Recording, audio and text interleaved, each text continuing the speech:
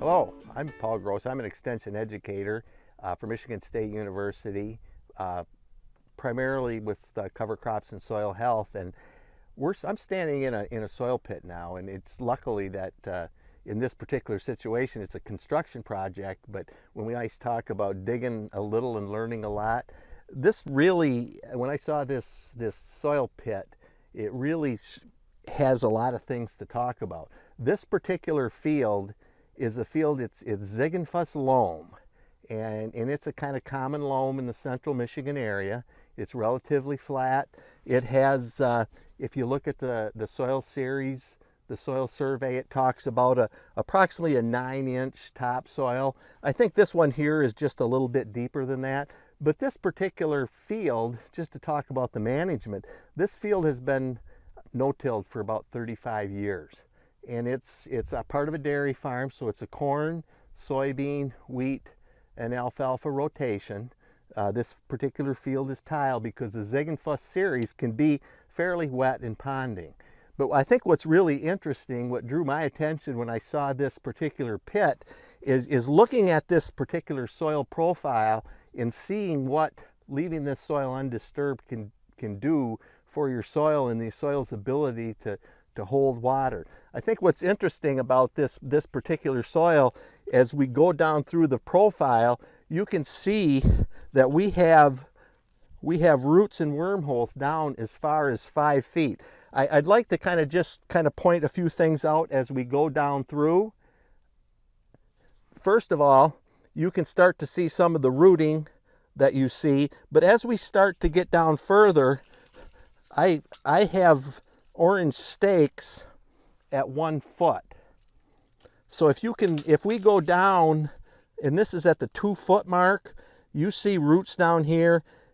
It's interesting, you can see this particular root goes 2 to 3 foot down, and this is in soybeans. We can continue to follow the foot down. You start, as we go deeper, we start to see the night crawler channels. And if you can see the night crawler channels, you see probably how they bring down some of that topsoil. Because when you look at this particular soil, you see the topsoil here, but because it's such a saturated soil, you see the clays and you see the gray types where you can see the water saturation in that soil profile.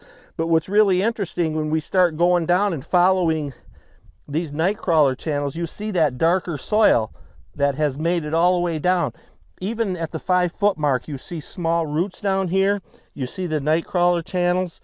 So there's really a good opportunity when you dig these soil pits to really get a look at what's happening.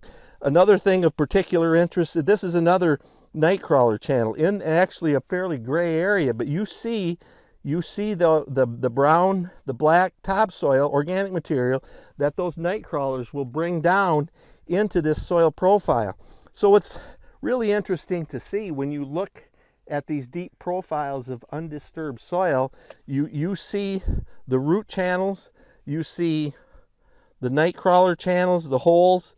So the water infiltration on this particular farm is excellent. The water holding capacity, the ability for this soil to take these water events just because of the large macropores, because of lack of the undisturbed soil, the lack of tillage. And then you see the number of earthworm channels down as far as 5 feet, well below the topsoil. And the topsoil on this particular ground is probably 12 to 14 inches. So we've actually, from the soil survey book, we probably picked up a few inches of topsoil, but that can vary depending on where you're at. But Ziegenfuss, clay loam, 35 years of no-till, corn, soybean, wheat, and alfalfa rotation, really gives you an opportunity to look at that profile and see how those soil health practices can really enhance your soil health and the productivity of this soil.